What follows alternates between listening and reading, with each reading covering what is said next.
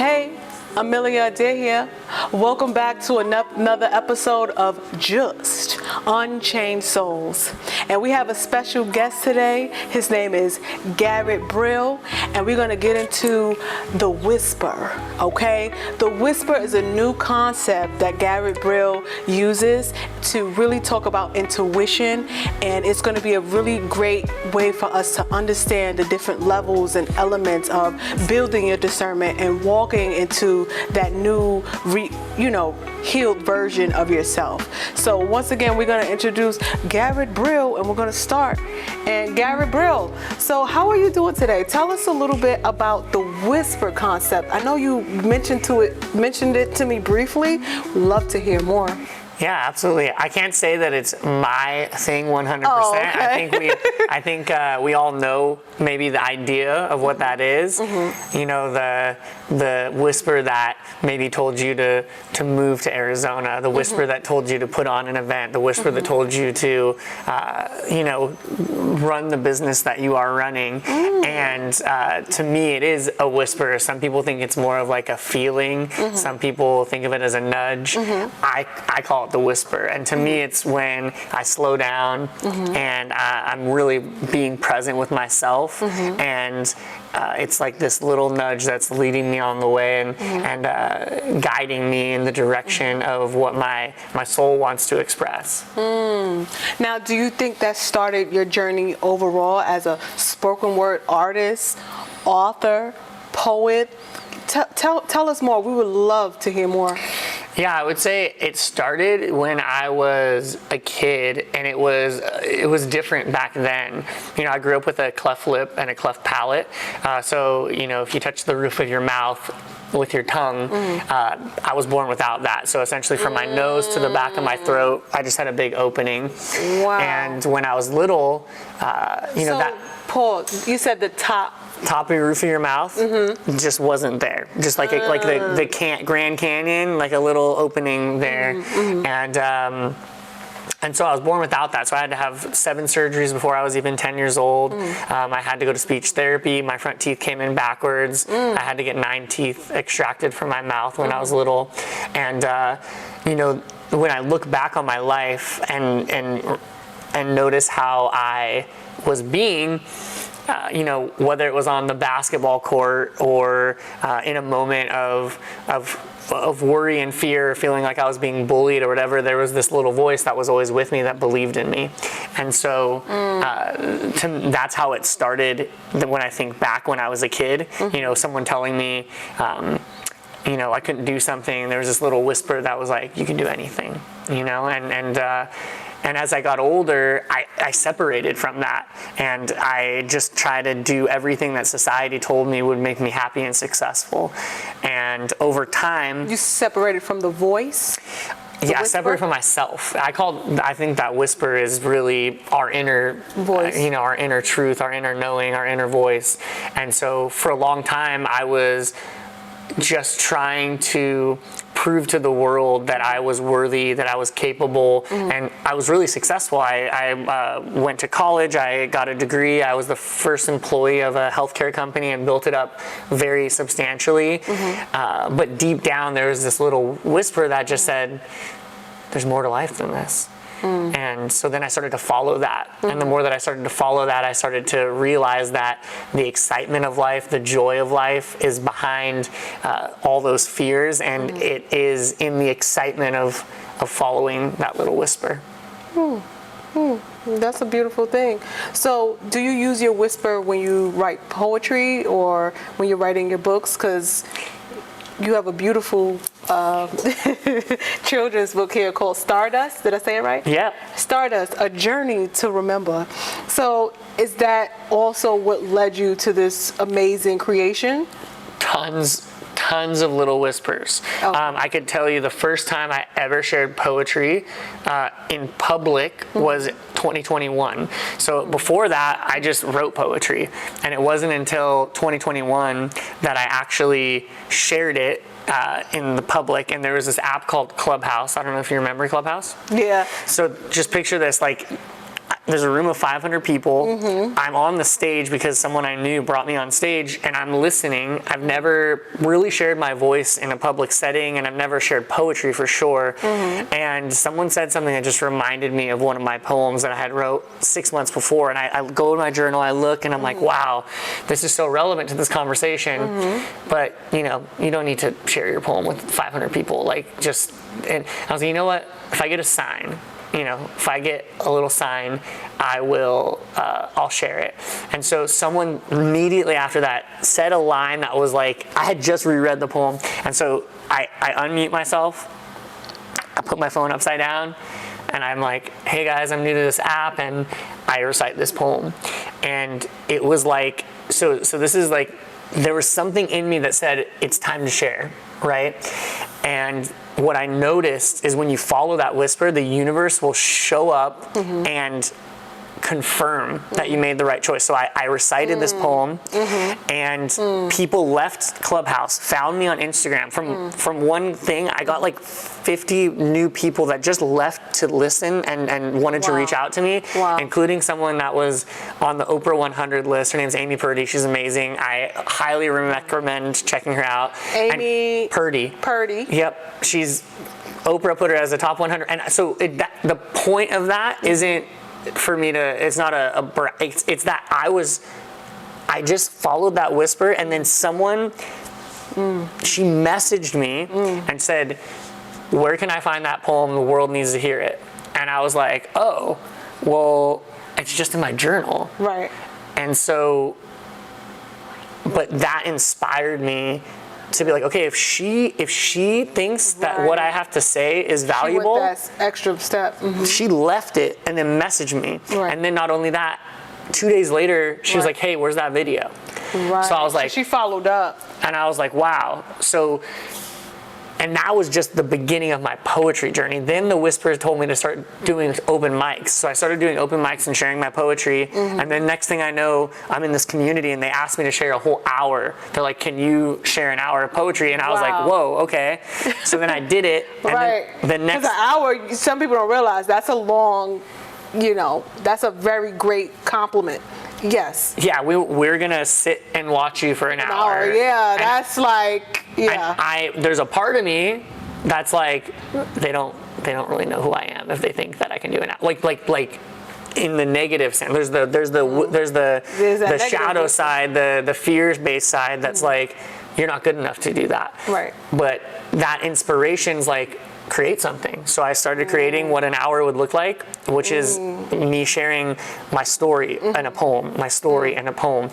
And the coolest thing is, you know, I shared that, and the next day I got booked to speak from the video. So I made that video. Amy Purdy reposts that video, and then a couple that are New York Times bestselling authors see it, and they I speak. The next day, that couple reaches out to me and they ask me to speak at their annual conference, 2-day conference. Wow.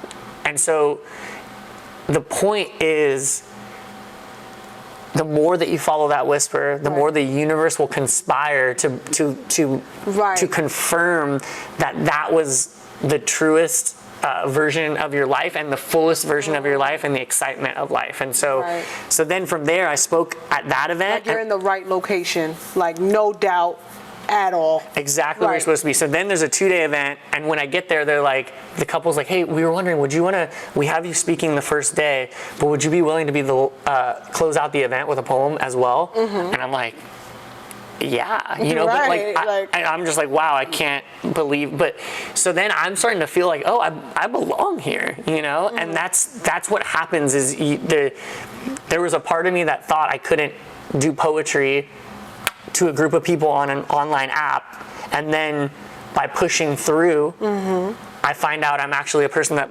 belongs on these stages, and it wasn't that much time. And so it can happen fast. But how deeply would you trust that whisper, and how deeply do you follow it? And if you aren't connected to it, then what are you doing to connect to it? What are you doing to connect with it? Garrett, you was sitting chills through everybody's spine. Now, I remember you telling me that from that also that you took one of your poems, and then even that you made this whole book. Oh yes, thank you. Yeah. So from that event, so I get off stage and I'm like, there's people wanting to talk to me, and the best thing about poetry, the way that I like to share, is like I'm not up there being like, this is my poetry and I want you to like it. It's I hope you see yourself in my story. That's what I hope. And you take a gem. Exactly, just like in the book. Yeah. And so these people are coming up to me, and I'm like, wow, I feel like I belong here. And so I'm feeling so good. And the funny thing is, there's this two couples, like everyone's gone. There's like 200 people at this event. Everyone's gone, but there's this couple waiting, and I'm noticing them. And I'm like, okay, let's see what like I could tell that they want to talk to me. So they come up to me. They're like, Garrett, you talked about following the whisper. And I was like, yeah. And they're like, what was the poem you told yesterday at the end of the day? I was like, oh, it's called Stardust. They're like, yeah. That was the name of the poem too. Wow. They're like, yeah. Stardust. Like when you walked off stage, we looked at each other in the eyes and we said, that should be a kid's book. And little did they know, I had just met Daniel, and we had sketched. All I had was the sketch. Yes, the artist of the book. I had just met him, and we had already I told 10 poems over 2 days. And this couple, the last people, felt like what they needed to share with me was that they thought it should be a kid's book. And little did they know, we had this character, Naledi, the main character, sketched. That's all I had. Okay, so, you already had a little something. Right. And I had 10 other poems. They could have been like, hey, that poem should be a kid. They came. That confirmation. Right. And then their little whisper told them they're like, we're not leaving without telling Garrett. So what is that? They followed that whisper in themselves. So it allowed you to connect on a deep level that you didn't even know was there. You didn't even know it was a book on the other side of that whisper, and you just had that understanding, that intuition that you've been following for so long, and it keeps revealing more great gems in your life as you continue to follow it. Exactly, 100%. And then another cool thing is I decide to create the book, and you can go publisher, you can go self-publish, and you can also do something called like Kickstarter. And Kickstarter, essentially, you tell people, hey, I want to create this thing, but I haven't made it yet. So here's what the concept is. Who wants to contribute and be a part of it? You're basically buying it on the front end. I finally decided to do Kickstarter. Out of all the things, I'm like, I'm going to do Kickstarter. I just want to try that out. What made it stand out to you more? What I liked about it was, I don't know, like I created the book. I don't know, do people want this? I had people telling me, but like how much, and then like, you can put so much into a book, but like, do I buy the hardcover? Do I buy the, all the nooks and that make it super special? And, so I wanted to do the Kickstarter because I felt like then I could figure out how much I'm going to invest into the product, right? You can take your time with it. Yeah, if I'm going to do it. So I do Kickstarter.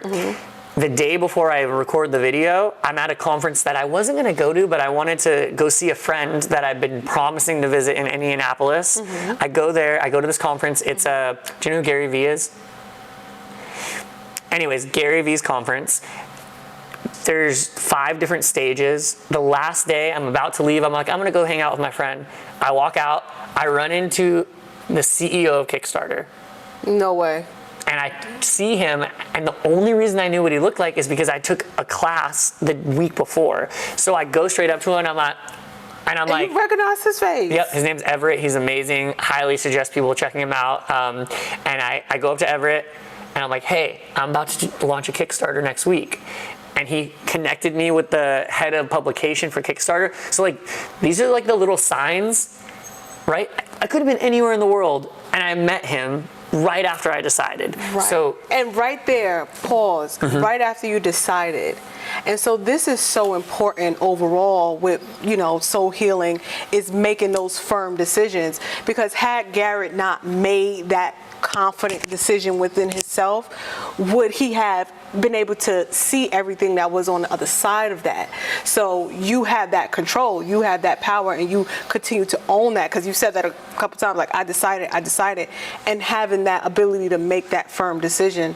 Continue. No, I love that so much. Yeah. I look at things, you can look at things as opportunities or as obstacles. Everything that I learn and teach is very dual. It's, one thing that I've learned that I talk about when I speak is one of my mentors taught me that everything that I do, everything that I say, even what I think, comes from one of two places. It's either an act of love, which is the kindness and the love in my heart, or it's a cry for help. It's me acting out something in the fears, the pains from the past, and that starts to drive my life. So to me, creating this book was an act of love. It was me trusting that little vision, trusting that whisper, trusting what was coming from inside me. Because there's definitely other parts that are like, don't make the book, it's dumb, like, it's saturated, it's all this stuff, but it's like, but what feels true?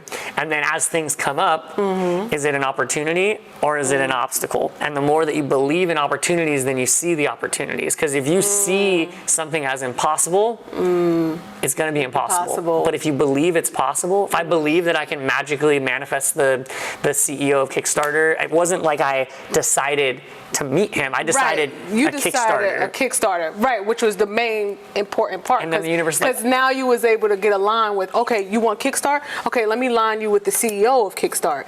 And the CEO now is going to line you with what you need and everything you need to achieve that original whisper goal. Exactly. To me, it's like we actually, this is a good segue into what we talked about, because I told you the first time I came to this building, I got lost. Right. And that was in the back of my head too. Yes. Continue. Right? So I committed to creating the book. And then you start to commit. So like if I think of a GPS, right? So in a GPS, like the first time I came here, I put the address in. I'm not questioning the GPS, which to me is the universe, right? So like I'm setting the intention, I'm going to make it to this location. Sometimes you're going to make the wrong turn. Sometimes you're going to, but guess what happens? It recalculates, right? So if you're going somewhere you've never been, and you set that intention of where you want to go, you don't need to know all the directions. I'm not, when I go to someone's house in Texas and I drive to their house, I'm not worrying about, will I make a left? Will I make a right? Will I get on the freeway? It don't matter. You get into your destination and you're going to get there safely. And you trust the GPS. Trust the GPS and trust that intention that I set. Correct. Trust that everything is right there. Right. And so, and the last thing that I always say is, you got to put the car in drive, because I could know I'm going to get there, and I could, but like, okay, well, put it in the car in drive was hitting up the illustrator Daniel. Start making steps. Baby steps. Right. That is what's so vital that people don't understand, is like, once you set that intention and you want to be able to receive what it is that you're asking for, you got to take some of the steps, like step one, let's do this. And like you were saying, like, cutting the car on. You know how to do that part, All right, well, let me cut the car. I know how to send an email. Let me send the email. I know how to show up as my best self. Let me do what I can do and trust that everything is going to be aligned with that intention and that whisper. Exactly. And so, that's, I feel like that gives you a good idea of what that means to me. And you asked also, like, does the poetry, actually this poem was written during COVID when I was doing yoga in my house. I'm not a crazy, I just do like a stretch. It's like almost like a yoga warm up, really. I do like 15 minutes that I learned from my yoga teacher. Right, do something. And I just do that. And I was halfway through and this poem started coming through in my head. And I was at that time super dedicated to whatever. I was also dedicated to my yoga practice, but I was like, write this poem down right now. You were still in discipline form. Yes, I was writing a poem every day, and I was in the form of like, if we were sitting here right now and I started getting a download, I'd be like, hey, I need I gotta write this down. Yeah. Pause, pen. Yeah, I get that. And that's putting the car in drive. Because Yeah. I could have been like, ooh, that's a good thing. And then Talk I yourself out of it. Or never heard it again. Or been like, finish your yoga practice, which is usually a good idea. Right. Finish what you're doing. Just don't forget what I'm telling you. And that's important too with intuition overall, is because we have to learn how to lift ourselves up when we get that intuition. You know, like sometimes we'll get an idea and we're not used to loving and trusting our ideas enough that when we get it, we'll be like, too many people do it. No, that won't work. You know, you kind of be talking yourself out of it because you haven't practiced talking into it. And so just getting into disciplined form and say, listen, that's a great idea. Write it down. And you'll start to see yourself just be more natural with it, because now you're not even thinking about it. You're like, write it down. And it's so natural to you, and you're not even realizing that's a ability that you've been practicing that plays a part with following this path that's not as spoken about, you know, it's not as practiced as it should be. Because look at these results, Garrett, like, these are, as artists, we tend to be humble with our work. It keeps us in our creativity state. And so understanding that, it's also important for us to take a minute and look, you know. And so when you have someone looking at your book and seeing it, it's not just a book, you know what I'm saying? It's a great project that you were able to put together, and it's finalized, it's well thought out, the colors are there, and the message is clear. You know, and this is so important for us moving forward overall, because when people later on want to try to follow a path that way or walk into a more natural, you know, way of living, it's great to see that someone else is comfortable doing it, you know, living it, showing up, and just excelling, blowing us away. So, yeah. And I was going to say, I also feel like it doesn't have to be a book or a big business. It could literally be like, something's telling me, you know, like something's telling me to start playing the guitar. Now, like, it might not even be that little whispers the end result that's you're gonna be a rock star. Right. Maybe what happens is you're also looking for the love of your life, and you decide to take guitar lessons from someone, and then that person becomes a best friend, and then their best friend is the woman that you end up marrying. Like, you don't know where the whisper's leading you. Don't try to control. Don't overjudge it. Yes. It's so big, and I feel like that is, you know, something that I even personally struggle with, is stop overjudging what's in front of you. You know, and that'll help kind of allowing it to be embraced, and you can receive what it is the whisper's trying to give you. Because in a sense, your intuition is trying to give you the best of life. It's trying to give you the best for you, and what's best for you will initially be best for everyone around you. You know, it's like a cycle that's there, that kind of happens. And yeah, Garrett, you tend to walk it well.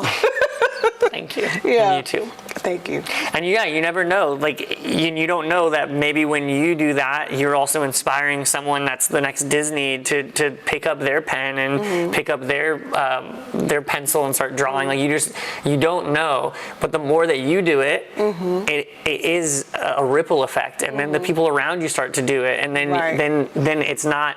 It benefits everybody, you know? And it's not so hard after a while, too, because the first time it may seem like, you know, like, am I just seeing things kind of thing? Like, is this real? It may seem a little unrealistic because it's just like, you know, it's not seen enough, and it helps you kind of stay in that confirmation with yourself so that you keep going and you keep moving and you understand, like, there's more here. You know, like there's something here for me to fulfill, and you know, being confident doing that at the same time. So lots of trust. Yeah. I feel like it's you know, that is a good test. Is you know, for me, when I met the CEO of Kickstarter for the book, it wasn't all it to me at that point. It was just, like, you know, I have a friend named Sydney, and I always quote her. She says, "I'm no longer surprised, but I'm always in awe." right? So like I wasn't surprised that I met him and ran into him, but I was in awe about it. I'm like, man, like that just happened. And to me, it was just the biggest confirmation that I'm making the right, like all of it, not just the Kickstarter, like everything to this moment that I'm doing right now with this thing. It's meant to happen. It's written in the stars. I don't know what that exactly means. I don't need to know. I don't have to. You don't got every answer. You're right. I'm just trusting. I don't know. Actually, that's one of the greatest lessons I've learned is the more that I know, the more that I know that I don't. So is this trust being built as you go? Because it seems like you have a big trust there. How did it get so big?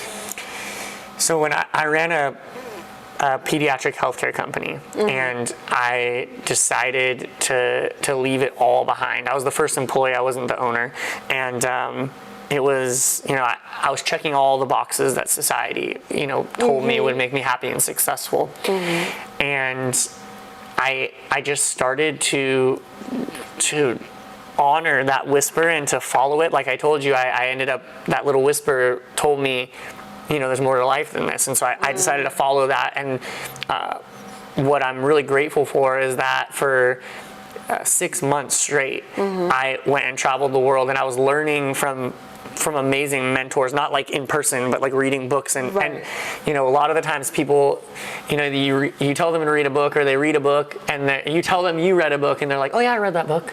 And it's like, well, did you implement? Like, you read it. So I'm like really grateful that I had this space where I was traveling the world, and like I would learn something, and I would ask for it to be shown to me. I would read it, I'm like, show me that lesson today. And over and over and over. You would ask yourself? I would in meditation. Okay. I was actually, at that time, I was reading the 81 verses of the Tao Te Ching, and so, which was written 2,500 years ago. It's not a religious, it's like a way of being. Philosophy? Okay. And so I would read about a verse, and then I would ask it to be shown to me. And so because of that, it's like I would ask for something so specific, and that's what I was going to say. Part of it is testing it out. Like, ask for something. You have to be detached from how it looks, right? So like, I knew this book was supposed to happen. I didn't know exactly how. Just like we were talking about with the GPS, you can be attached to the idea of living a purposeful life and wanting to have a beautiful community of people. Those things are more, those are what you attach to, but everything over here, the specifics don't attach to those. So like, but can also play with it. I want, there's been a time where I'm someone that grew up skeptical. Like people would tell me things about, people on the other side, or manifestation or intuition, and I would be like, that stuff's bull crap, And the more that I've learned about it, and the more that I've played with it, I've had crazy things happen that I can't, like, I don't need to explain it, because it's so, that Kickstarter thing was small compared to some of the things that I've asked for and just been put right in front of my face. And so it takes practice. It takes trust. It takes practice. It takes being present, because if you're not connecting to the whisper and connecting to the voice and connecting to the nudge, then you can't follow it. Right. So it takes slowing down. Right. And then it takes following it, and then it takes believing, and then continuing to trust, even when it looks. I guess you could say commercial, like, like what we see on TV. Yeah, and like we were saying, no setbacks, only setups. Sometimes you have something happen and it looks like a setback, but you don't know it's actually setting you up for something else. Right, and we live in, Garrett, and that's so important, like the setup.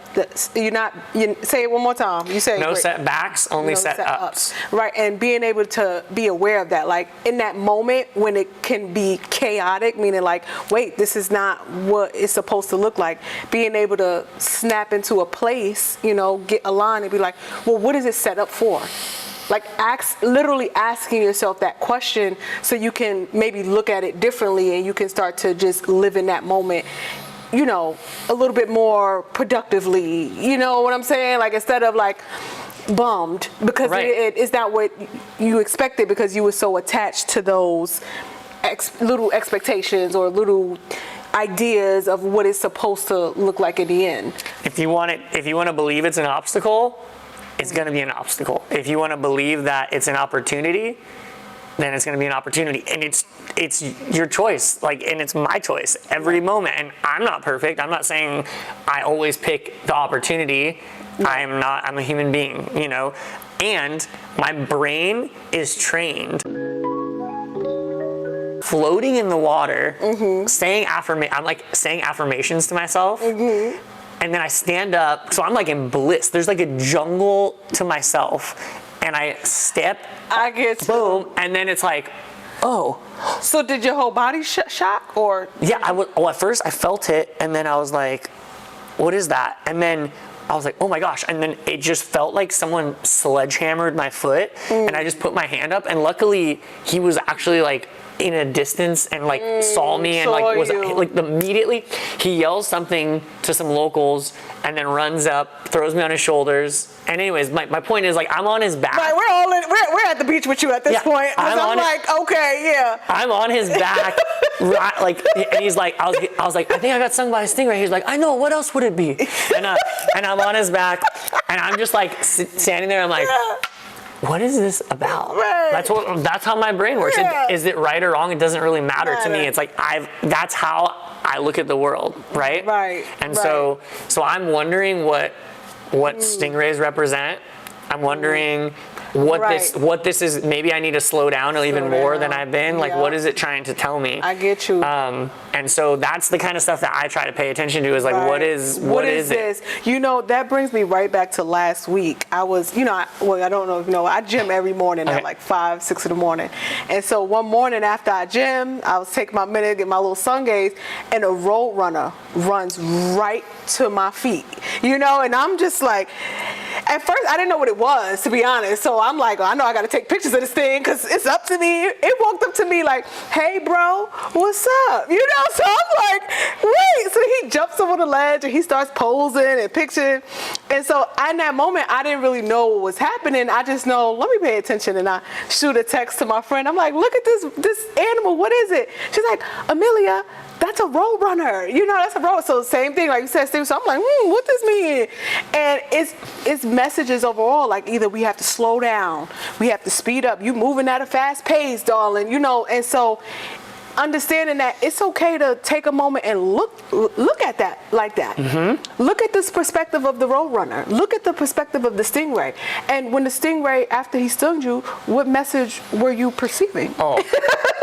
Because I know it was great. It was the exact message I needed to hear. I had been working this event for 2 years, and what it said was, because I was in bliss, like I was like thinking about like I have this beach and I'm like essentially meditating with the whole beach for myself, and the message was, you've never been more ready, you've never been, but you need to get out of the muck in the ground, and you need to like come out and shine. Like it's your time to like get out there and like be your fullest expression and stop hiding in the abyss, because you know they hide under the sand and it was like that couldn't have been more right in that moment, because I was feeling very present, very blissful, very in my body, like that whole section of time.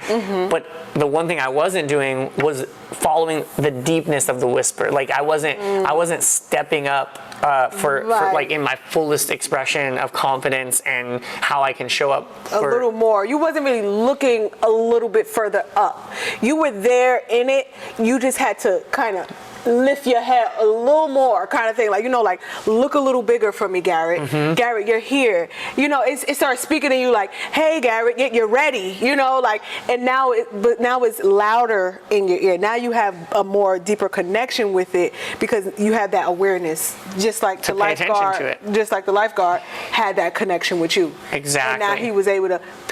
He saw. He had you in his peripherals. You know, like maybe he was looking around. You know, blowing his whistle. He's like, okay, Garrett's over there. You know, however, he stood in that contact with you. So that's very important overall to just pay attention Yeah, he didn't need to because Yeah, I'm the only person out there that day at that time because it was really early in the morning. He could have been like, I'm gonna go get breakfast. Like he did, and so it just worked out that he was there paying attention. And yeah, I think the point that you're making is the right one. It's like, whether you believe it or not, doesn't matter. Like you were aware of that Roadrunner, and then whatever message that thing told you, whether you want to believe in that type of thing, the message was impactful for you, and it gave you a moment of pause, and that's how you connect with the more that you believe, the more that it shows up. That's my experience. The more that I believe that the magic's going to happen with this, then the things fall into place and the people fall into place. And the one thing I didn't mention was I launched Kickstarter in an hour. I already hit my goal.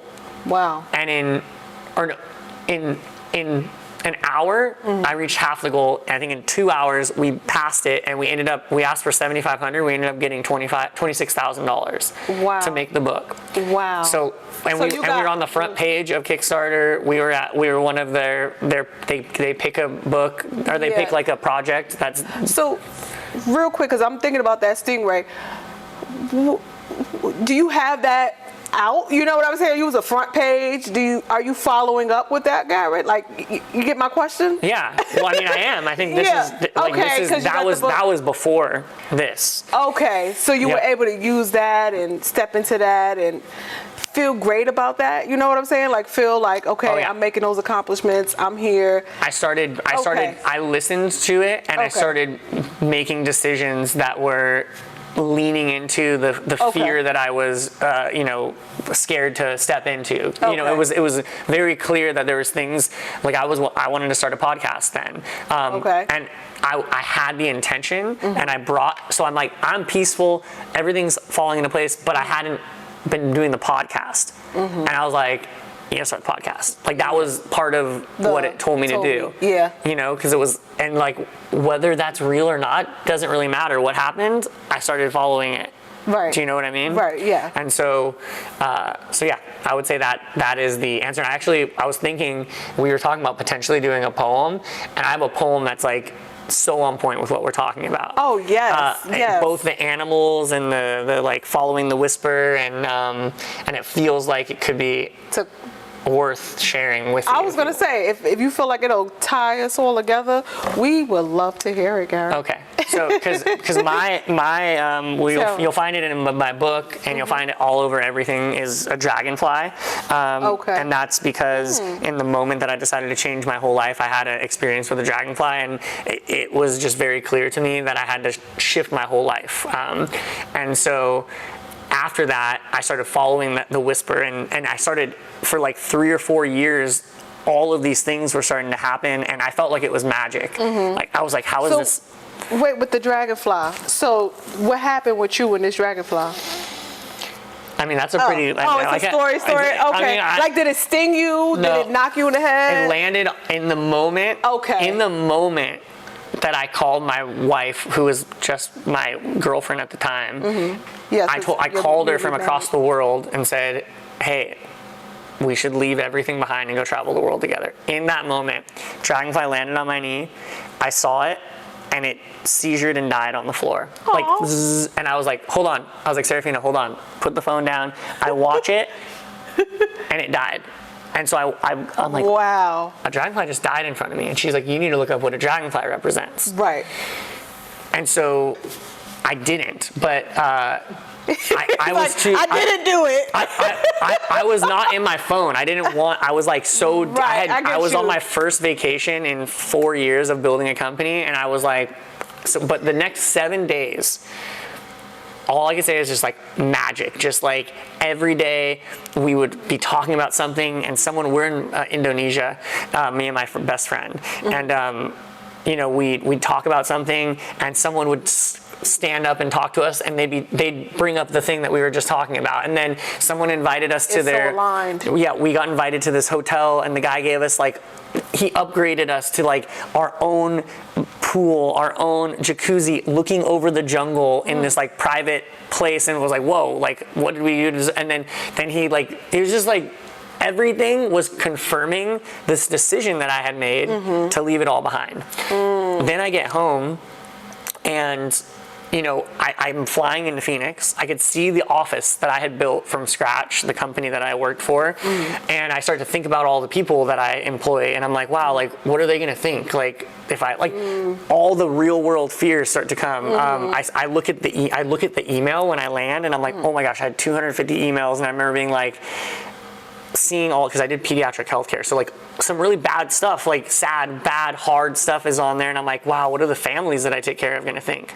Then I start thinking about the guy that I built the company with, and I'm like, what's he going to think that I'm going to leave? And then I get home and I'm like, oh, I have a mortgage on this house. So all of society starts to weigh on my decision. But then I tell Serafina about these 7 days after our phone call. Yeah, my wife, Serafina. And I'm like, oh my gosh, this happened. And like the full 7 days of like that. And she's like, did you ever look up a dragonfly? And I was like, no, I didn't. So I look it up and it says the dragonfly in almost every culture represents change. A change of perspective, of self-realization, and the understanding of a deeper meaning of life. And you know that. And so in that, in the moment that I committed to the world that I was going to leave it all, this dragonfly lands and makes sure. It's a beautiful thing, a dragonfly, and then it's beautiful thing. Right. It still died. And it died, right? So it's like my life, my old life died in front of me. Right. Like then, even though it was beautiful, it still could die. Yeah. So I looked at that, I put it in my pocket, and I gave notice the next day. Wow. And then ever since then, been following the whisper. One step, been moving completely into the unknown. And what happened in one Facebook post, I found someone to move in. We rented out our house. We bought 2 one-way tickets. Right. And we just went and traveled. Y'all went one step at a time, and it all unfolded exactly as it was supposed to. Wow. Wow. From trusting that whisper, going with it, even when all odds are saying like, well, what this is a bad decision, or like, oh, like you need to be making more money, or you need to, whatever the list of societal, practical. So that's what I realized through this time is while I was traveling, you know, I've always been a really practical person, and I feel like practicality put me in literally a box. Like it put me in a box in an office. I made great money, like all the things you want to check. I was doing that, but salaries and all that.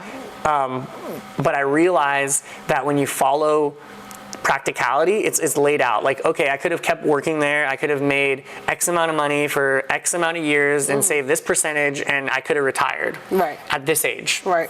All laid out, right? But when you follow your intuition, all you have is those little moments where you know you're exactly where you're supposed to be.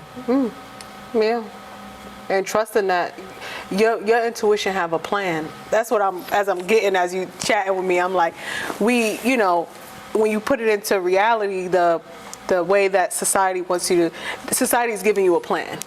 You know, work these hours, do this, and this plan is solid. Where Garrett and you know, those that are like Garrett who wants to follow their intuition, trust that my intuition has a valuable plan as well. You know, when you choosing your plan, you're saying to your plan, I trust your plan. You know, I believe in your plan. I believe what you're telling me. I'm going to stay here even if it's just me. And that's so powerful, Garrett. And, you know, as I'm shedding light, because I'm sure you know, and just emphasizing on it is like, there's nothing wrong with that. You know, even though it's a hard weight to swallow, because he said 250 emails from the nurses, the bosses. So being able to say, you know what, even with all of those people looking at me for a sorry, you know, I'm not going to apologize for choosing myself. I'm not going to apologize for choosing my plan, because what I'm doing has way more purpose. What I'm doing is helping way more people. What I'm doing has more value, even if at first it looks a little weird. You know, like maybe the money may not be there right then and there. You look in the pocket and you got some lint balls, you know. You still got food. You know, you still got what you need. You're not going to be without. And I think that's what a lot of people are afraid of. Is like, well, I'm going to be without this. I'm going to be without that plan. That's the plan. The plan is to be without that plan so that you can follow your own plan and stand on some firm foundation and take the lead that's here now. We forget it's a new energy that's here now. Some of us, we're not saying that that plan is bad. It's just not mine. It's just not what he wants. It's just not what resonates with his alignment, with his mindset, his soul, and things of that. And it's clear. It's just a lot of people are maybe afraid to walk in it, don't see that many people doing it, so may not be able to see the whole outcome. And what's so powerful that we have to understand is we have to trust that initial whisper. We have to trust that wherever it's coming from, it's as valuable, it's as strong, it's going to produce something that we may not have seen yet. When we see it, we're going to live in awe. And I think that's better than I'd rather live in awe all day. I'd be like, oh, give me a minute, I'm mine. Give me a minute, I'm mine. Opposed to something that's a little more predictable. Nothing wrong with it. We just don't want to be, Garrett just doesn't want to be predictable. He's been told that he's more than that. He's been shown that he's more than that. He's taking his steps and doing the best that he can to show up and produce something that the world needs. Garrett, we need this. We are so grateful that you followed that whisper. When we see this, we can look at it over and over and have the same reaction of wow, and understand that that's a connection that's so deep and that's so felt and it's so much more valuable. You know, when someone's waking up and they maybe need a little bit of encouragement or maybe a lot of encouragement, you have the ability to just smile and pull them way further than they may have even anticipated. And with all that, you're probably way further than you may have anticipated, you know? And me too. That's why I'm over here like, I'm speaking, I'm a little further than I may have anticipated. And being your authentic self in the process, you know, and not losing yourself and not losing your spunk. And we would love to hear this poem that you got to wrap up for us. Okay, great. Yeah, it's so essentially I'm traveling and it feels like it's like I would bring someone up and I would run into them in a foreign country and I would ask for something to be shown to me and it would happen and it just felt like magic. And then there was a time later on where I kind of like, you forget sometimes, you forget and you start to get caught up in everything and then you forget. And so this poem was like a moment where I was sitting there just like being like, oh, like remember this happened? And like, oh, remember this? So it was like me, I think of it almost like I'm questioning and then my higher self comes in and is like, let me tell you what's up. That's how it feels. Like, I don't know. Flows down like, Garrett. That's just kind of what happened. So, yeah, it's called The Universe Speaks. Okay. Okay, I'm going to take a breath because I always take one. Yeah, take your time.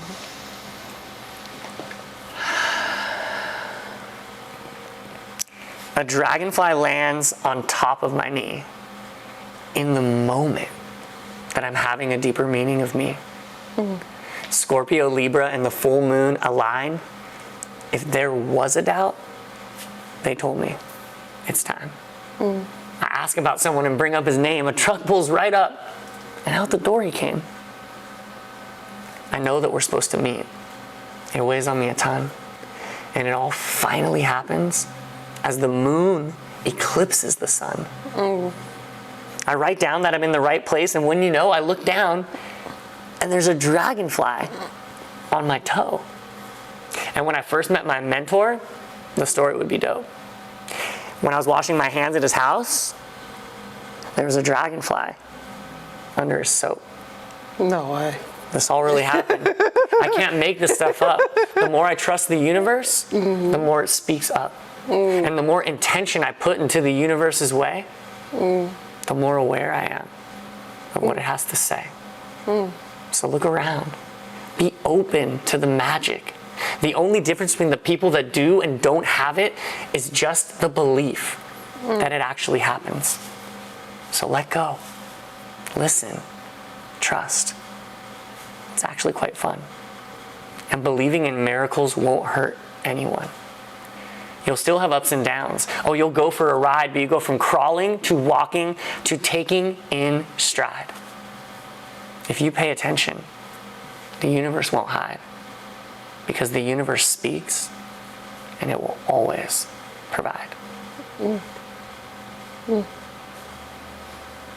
That is beautiful. Yeah. Can we snap it up?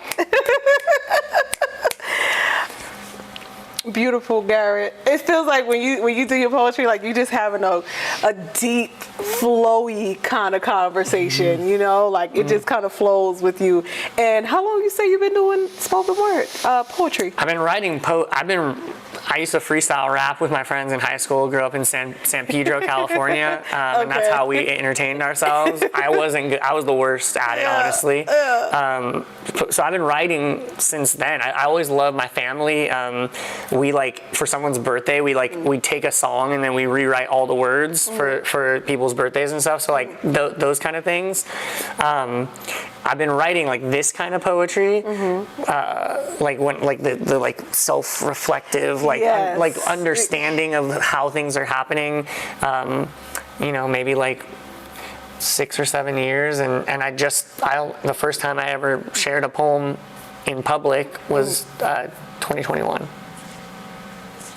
So wonderful. Yeah. Well, ladies and gentlemen, we got Garrett Brill here. He's blowing us away. I can sit here talk to you forever. Is there anything else you want to share, Garrett? I guess you can find Stardust at stardustbook.com or Amazon. Stardust: A Journey to Remember. And and then my website's garrettbrill.com. And my Instagram handle is G_link. And one more, because I see you got stardust.com. Now, is there going to be more books to this to come, or? There's 2 sequels that I've already written, and I don't know if they're going to come next. I don't know if they're going to come in a few years. I don't know if they're going to come when I'm older. I have them written and mapped out, and part of it's I want to do it with the illustrator, so I need to make sure he's ready for it. Yeah. Oh, he's aligned. Okay. Is the timing right? The timing right. And what's your social media? G-Link. G_link.